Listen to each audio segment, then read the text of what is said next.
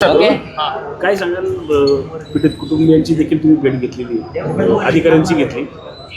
इथं वाकड पोलीस स्टेशनला आम्ही सगळेजण आलेलो आहोत. आमचे पदाधिकारी आणि खास करून महिला पदाधिकारी कालपासूनच पीडित परिवाराबरोबर तिथं आहेत. सकाळीसुद्धा ते होते.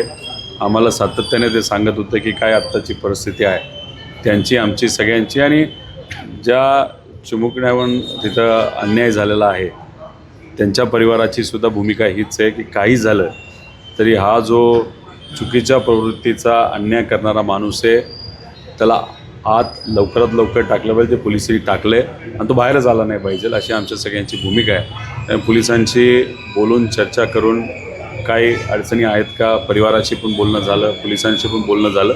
पोलीस या बाबतीत चांगलं काम करत आहेत. त्यांचा पाठपुरावा चांगला आहे. ज्या ज्या गोष्टी करायला पाहिजे त्या सगळ्या गोष्टी त्यांनी तिथं केलेल्या आहेत आणि परिवारातल्या लोकांचं सुद्धा मत आलं की नाही, आम्हाला योग्य अशी वागणूक पोलिसांकडनं तिथं दिली जाते.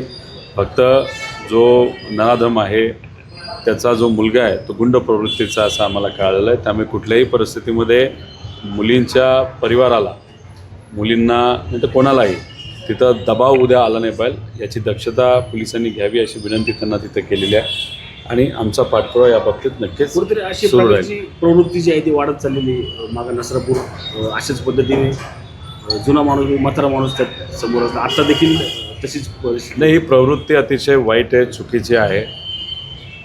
तुम्ही जर बघितलं तर दिवसाला 24 अत्याचार तिथं महिलांवर त्या ठिकाणी आपल्या महाराष्ट्रामध्ये होत आहेत आणि लहान मुलींच्या बाबतीत बोलायचं झालं तर 10 ते 12 केसेस दिवसाला मुलींच्या बाबतीत, लहान मुलींच्या बाबतीत पॉस्कोच्या आपल्या या महाराष्ट्रामध्ये होत आहेत.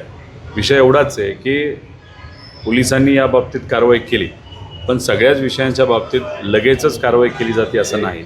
त्यामुळे कारवाई करत असतानासुद्धा एक अशा विशिष्ट पद्धतीची कारवाई जर झाली जेणेकरून एक संदेश जाईल बाकीच्या इतर लोकांना की या विषयाच्या नादी लागलेलं योग्य नाही आणि जो कायदा पाहिजे ना तो जरा कडक पाहिजे. कायद्याकडे बघूनसुद्धा लोकांची भीती वाटली पाहिजे.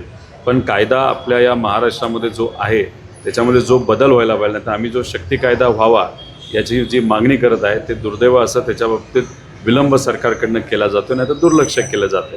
अधिवेशनामध्ये सुद्धा आम्ही अनेक वेळा हा मुद्दा घेतलेला आहे की शक्ती कायदा आणि ते कडक कायदे आणि कडक याच्यासाठी काही भूमिका आणि त्याच्यासाठी कायदा हा सरकारकडनं होणं लवकरात लवकर फार धन्यवाद पिंपरी चिंचवडकर. आपल्या सहकार्याने पिंपरी चिंचवड न्यूजने फेसबुक आणि इंस्टाग्रामवर 1 लाखाचा टप्पा पार केलाय. त्याबद्दल आभार. असंच प्रेम देत रहा. सोबत आमच्या सर्व डिजिटल प्लॅटफॉर्मला लाईक, फॉलो आणि सबस्क्राईब करा.